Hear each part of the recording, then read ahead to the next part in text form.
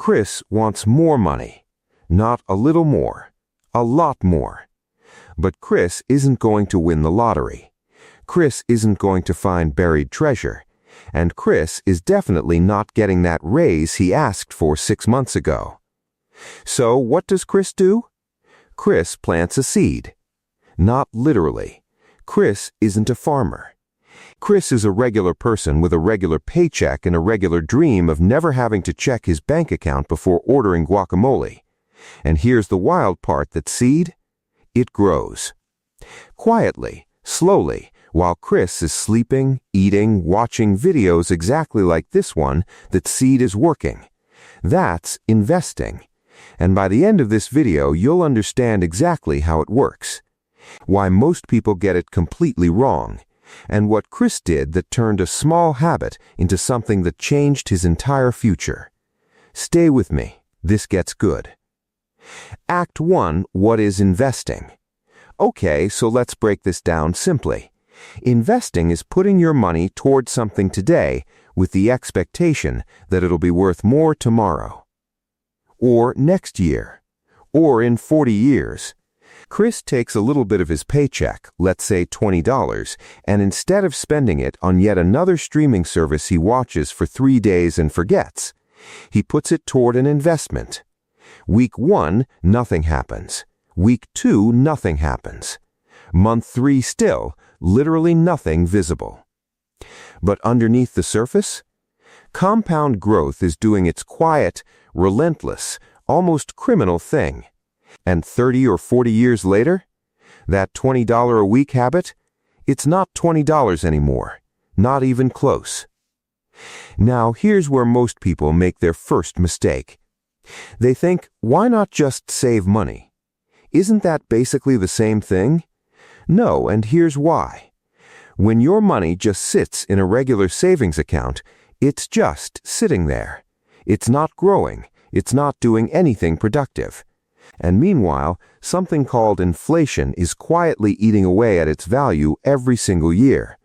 But if Chris invests and his investments grow at 6, 7%, 8% per year, he's not just keeping up with inflation.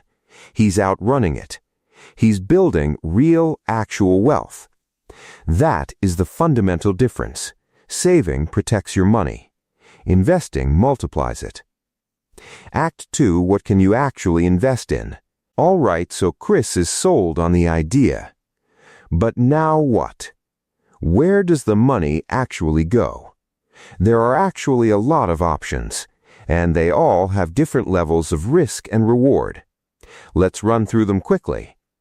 Stocks: you buy a small piece of a company. If that company does well, your piece becomes more valuable. If it tanks, well, you feel that too. Bonds: basically, you're lending money to a company or government, and they pay you back with interest. Lower risk, lower reward.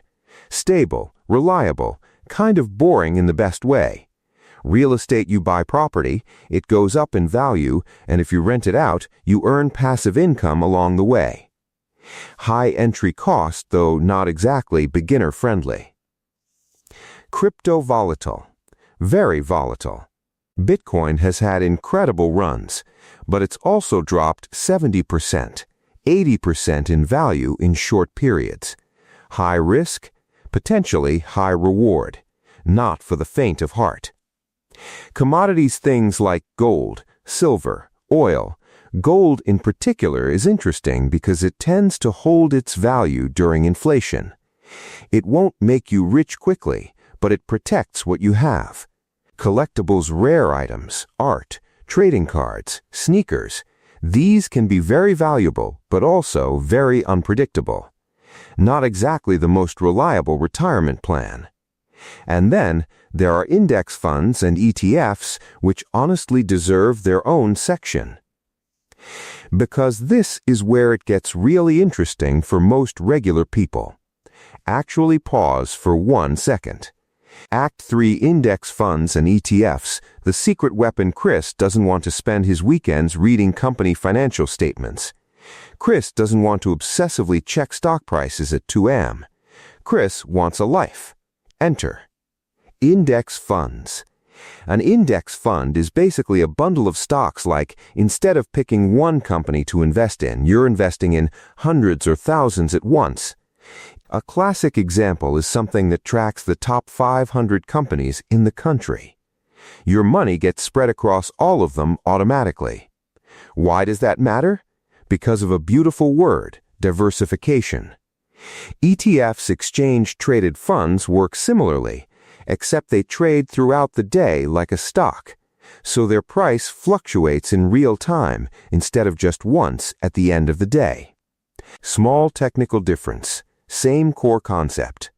Both are generally considered lower risk than picking individual stocks. They're not flashy, they don't go viral, but they consistently grow over time, which is exactly what Chris needs. Act 4, active versus passive. Which type of investor is Chris? So here's a question. Is Chris an active investor or a passive investor? Active investing means doing your own research, studying market trends, analyzing individual companies, trying to time the market, buying and selling strategically. Some people love this. Some people are genuinely great at it. But it takes time, knowledge, and honestly, a high tolerance for stress. This second approach is called dollar cost averaging, and it's powerful because it takes emotion out of the equation. You're not trying to predict the market. You're not sweating over every dip. You're just consistently building, steadily, over time. Act 5, how to start with very little money. Okay, here's the part Chris was waiting for. Because Chris isn't rich. Chris is working with what he's got. The good news? You don't need a lot to start. Modern investing apps let you get started with as little as $1 in some cases. You can set up automatic weekly or monthly contributions, small ones, and gradually increase as you earn more. The key is to figure out how much you can invest without stressing about your day-to-day expenses. Because investing money you actually need for rent? That's not investing. That's gambling with your stability. Start small, be consistent, don't touch it, and let compound interest do what it's been doing since before you were born. Act 6, mistakes Chris almost made. Before we wrap up, let's talk about the mistakes Chris almost made, because these are incredibly common. Investing more than you can afford. If you're putting in money you might need in an emergency, you're going to panic sell the moment something goes wrong. Keep an emergency fund separate. Expecting immediate results. Investing is not a get-rich-quick strategy. Anyone telling you otherwise has something to sell you. Stopping when the market dips. This is where most beginners blow it. When markets drop, inexperienced investors panic and pull out right before things recover. The dip is often the best time to keep investing. Chasing trending investments. Something going viral online is not a financial strategy. Not starting at all. The most expensive mistake you can make is waiting for the perfect moment that never comes. Chris started small. Chris was patient. Chris didn't panic. And Chris built something real, not because he had more money than everyone else, but because he understood one thing that most people ignore. Time in the market beats timing the market. You now know what investing is, what your options are, and how to avoid the pitfalls that trip up most beginners. You have literally no reason to wait. If you want a deeper breakdown on any of this stocks, crypto, ETFs, real estate, drop it in the comments and I'll make that video next. And if you want Chris to keep getting smarter about money, subscribe. New video drops every week. See you there.